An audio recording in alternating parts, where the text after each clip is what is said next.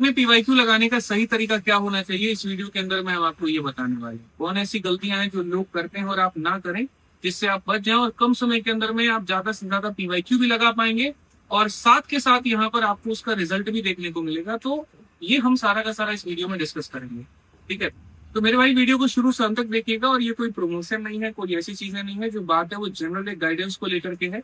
एक selected person आपको selection दिलाने के लिए सारी बातें बता रहे हैं, तो कृपया करके वीडियो के अंत तक सुनिए, ठीक है। देखिए होता क्या है यहाँ पर कि जैसे आप जब भी पढ़ते हैं किसी भी टीचर से, कहीं से भी आप अगर प्लेटफॉर्म से पढ़ाई करते हैं, तो हमेशा यहाँ पर आपको कोई टॉपर हो गया या कोई टीचर हो गया, हमेशा एक बात कहते हैं कि बच्चे जब तक तुम प्रैक्टिस नहीं करोगे तब तक तुम्हारा वो कंसेप्ट मजबूत नहीं होगा। तो यहाँ पर ऐसा क्यों कहा जाता है, कभी आपने सोचा है? ये इसीलिए कहा जाता है क्योंकि जब आप प्रैक्टिस करते हैं तो सारे के सारे जो कंसेप्ट आप इस्तेमाल करते हैं, ठीक है, तो वो एग्जीक्यूट वहां पर कर पाते हैं। मान लीजिए कि मैंने आपको पढ़ाया इस तरह के सवाल ऐसे बनते हैं। अब वो क्या हो गया कि जब तक आपने प्रैक्टिस नहीं किया तब तक आप उसको सिर्फ रट रहे, लेकिन जैसे वो क्वेश्चन तुरंत आपके सामने आया, आपने उसमें सीरीज मेथड लगा दिया, आपने उसमें जो मेथड आपके रिस्पेक्टिव टीचर्स ने सिखाया आपने वो लगा दिया, तो आपको एक कॉन्फिडेंस बिल्ड होने लगता है। तो प्रैक्टिस करने से क्लैरिटी मिलती है, प्रैक्टिस करने से जो कंसेप्ट होते हैं वो मजबूत होते हैं, प्रैक्टिस करने से कहीं ना कहीं एक आपका स्कोर भी बूस्ट होता है और आपको लगता है कि हम गणित सीख रहे हैं। तो पहले तो प्रैक्टिस क्यों करनी चाहिए, तो इस वजह से करनी चाहिए। दूसरा, प्रैक्टिस कहाँ से करनी चाहिए?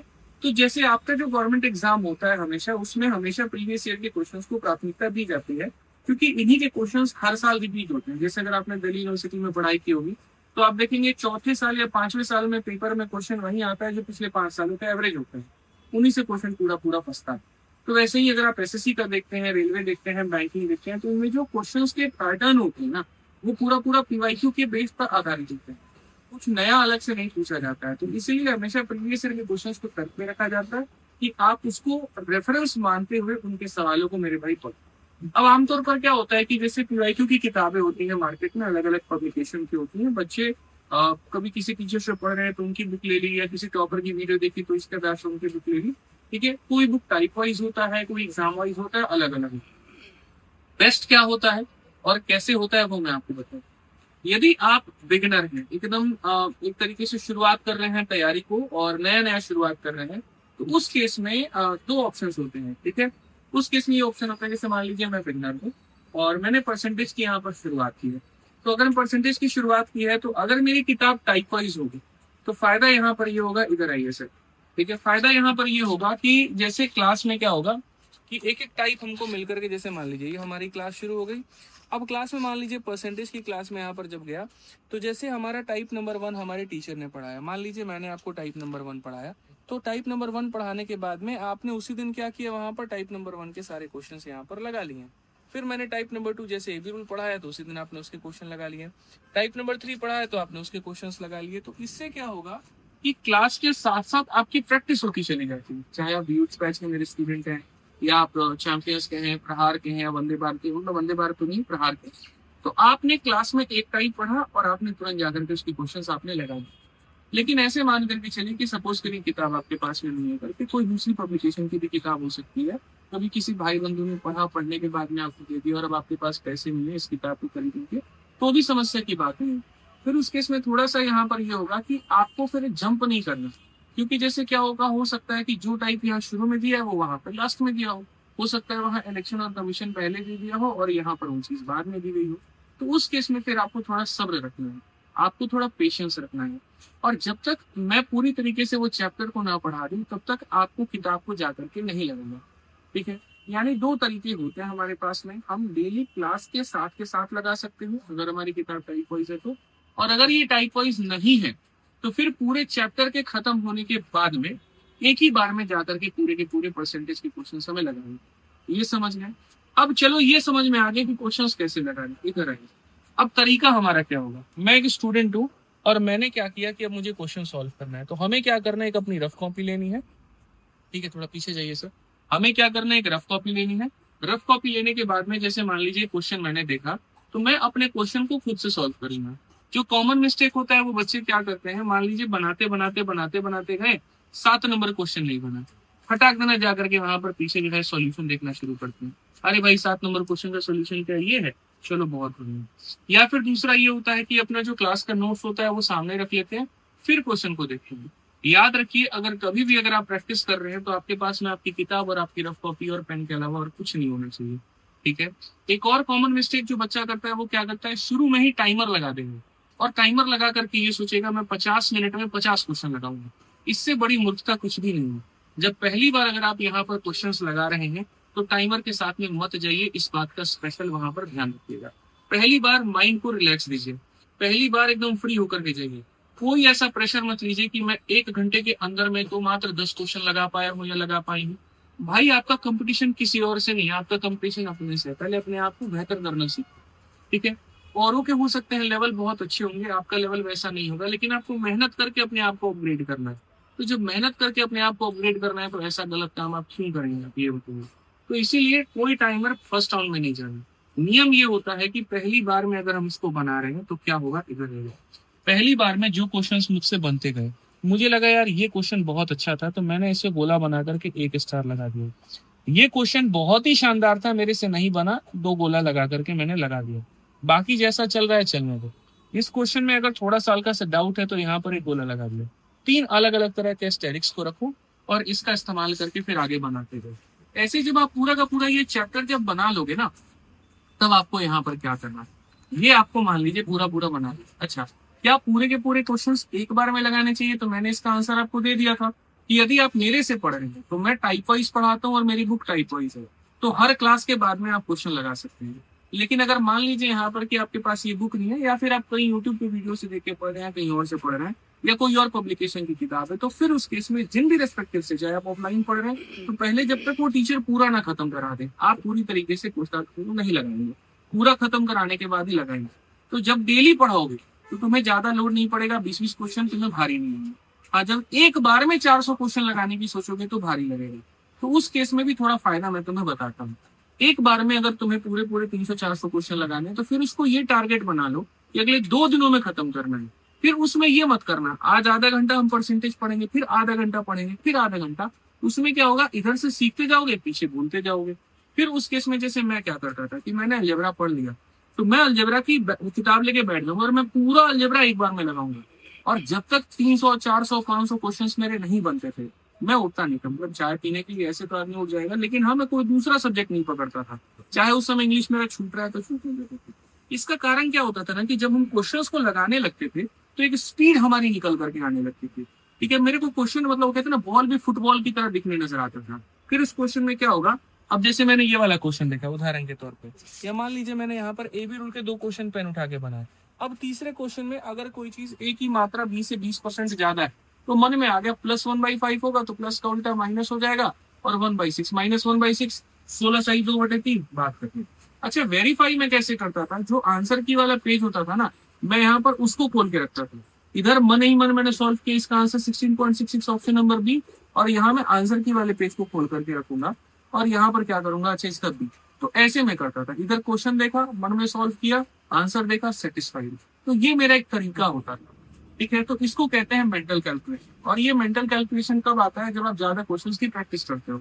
और इससे यहाँ पर क्या होता है कि जो समय होता है वो आपका रिड्यूस होता है। जैसे अलजेब्रा के बहुत ऐसे क्वेश्चन है, मैं मन ही मन सॉल्व कर लूँ। x + 1/x = 3 दिया तो x का पावर 5 + 1/5 मन में कैलकुलेशन करके फिर देखूंगा किस ऑप्शन पे है, बी में, और ऐसे पलट के देखूंगा। मुझे शुरू शुरू में समय ज्यादा लग रहा था ऐसा करने में, लेकिन जब मैंने ऐसे करने शुरू किया तो मेरा जो गणित को सॉल्व करने का टाइम था, जो मेरा रिएक्शन टाइम था, वो बहुत कम हो गया। और इसी कारण मैंने मैथ्स के 25 क्वेश्चन को 8 से 9 मिनट पेपर में सॉल्व कर दिए थे। तो ये टेक्निक आप अपनाते हैं तो आपको बहुत फायदा होगा। पीछे पलट करके आंसर की को देखिए लेकिन सॉल्यूशन को नहीं। अब बात यहाँ पर यह आती है कि जो सवाल आपके गलत हो गए तो अब आप उसको कब देखेंगे, तो जब पूरी तरीके से सारे सवाल गलत हो गए तो आपने उस पर बिंदु तो लगाया है, पेंसिल से लगा लीजिए। ठीक है, अब सारे बिंदु वाले सवालों को ज्यादा कर अब करके एक एक करके सॉल्यूशन, और तब सॉल्यूशन करके देखिए और तब उसको सीखिए और उसको बिंदु ही रहने दीजिए कि यार पिछली बार भी फंसा था। और उसके बाद में यहाँ पर अगली बार जब प्रैक्टिस करना होगा तो करूंगा। मैं हर क्वेश्चन का साथ के साथ सॉल्यूशन देखने से मना क्यों कर रहा हूँ, इंसान की आदत हो जाती है, माइंड रिलैक्स होने लगता है, ऐसा लगता है कि अच्छा नहीं बन रहा, कोई बात नहीं, सॉल्यूशन देखो, नहीं बन रहा सॉल्यूशन। आप क्लास में भी वही काम कर रहे थे कि जब आपको मेरे भाई शीट अपना खुद से लगाना था तो आप बार बार नोट्स देख करके शीट को लगाया आपने, और यहाँ भी आप वही काम कर रहे हो, तो कभी सीख नहीं पाओगे। अपने आप को चैलेंज देना सीखे। क्वेश्चन नहीं बन रहा तो गोला लगा दो, 10 में 8 क्वेश्चन नहीं बने, 8 को गोला लगा दो, कोई दिक्कत की बात नहीं। लेकिन जब सॉल्यूशन देखेंगे तो एक बार में सबके देखेंगे, बार बार में नहीं देखेंगे। नहीं तो आज के समय इसको आप ऐसे रिलेट कर सकते हैं एआई के माध्यम से, कि आज के समय क्या है ना कि आपको आता तो सब कुछ है, लेकिन एआई थोड़ा परफेक्ट आंसर क्या देने लगा तो आप धीरे धीरे पूरी तरीके से डिपेंडेंट हो गए एआई के ऊपर ही। मतलब कपड़े आपको पहनने पूछ उससे रहते हैं कि जी आज यहाँ पर हमको किस तरह का कपड़ा पहनना चाहिए, चाय में चीनी कितनी डलेगी, वो कहता है 1.5 चम्मच, तो उस हिसाब से डालते हैं। आपका तो अंदाज ही खत्म हो गया। आप ऐसे समझिए कि पहले सोचिए लोगों को कहीं से कहीं जाते वक्त हर जगह का रास्ता याद होता था, और आज आप अपने गली से पर्टिकुलर किसी चौक तक जाना है बिना गूगल मैप के आप नहीं जा सकते। ये पूरी तरीके की डिपेंडेंसी है। तो ऐसे ही अगर सॉल्यूशन पे डिपेंडेंसी कर लोगे ना तो नया नहीं सीख पाओगे, ये तुम्हारा स्टैंडर्ड नहीं होगा। इस बात का स्पेशल तुम वहां पर ध्यान रखो। ठीक, तो पढ़ना कैसे है, क्वेश्चंस अपने लगाने हैं। अब जो इधर आ जाओ, जो सबसे इंपॉर्टेंट बात मैं कह रहा हूँ वो अब कह रहा हूँ। आपने क्वेश्चंस लगाए, लगाते वक्त में अच्छा क्वेश्चन लगा, बहुत अच्छा क्वेश्चन लगा, डाउट लगा। अब जब दूसरी बार किताब को लगाना ना, तो दूसरी बार में पूरे के पूरे किताब को नहीं लगाने की जरूरत है। जिन क्वेश्चंस को आपने स्टार किया है उन क्वेश्चंस को लगाने की जरूरत है। तो अब क्या होगा, पहली बार में तो ये पूरे के पूरे 6500 क्वेश्चन तुम्हारे लग जाएंगे, लेकिन दूसरी बार में ऐसा होगा कि इस 6500 में से ये 6000 गायब हो जाएगा और मात्र 500 क्वेश्चन बचेंगे।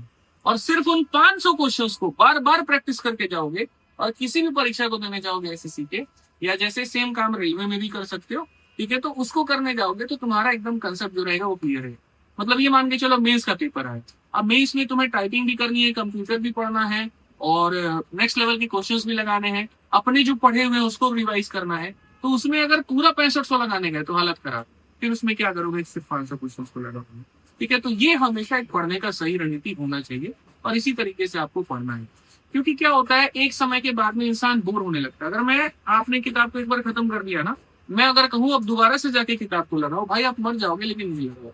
लेकिन अगर सिर्फ सोचिए 450 क्वेश्चन में से 20 क्वेश्चन आपको लगाने हैं, और वो जिसमें आप बार बार अटक जाते हैं, जो गलतियां आपसे होती हैं, तो आप बड़े खुशी हंसी खुशी लगा लेंगे कि इसको करने में गलती। एक लास्ट पॉइंट और है मेरी तरफ से, वो क्या होता है, मान लीजिए परसेंटेज पढ़े, परसेंटेज के बाद में प्रॉफिट लॉस पे आप गए, परसेंटेज आपका धुंधला होता जाएगा, कोई टेंशन की बात नहीं है।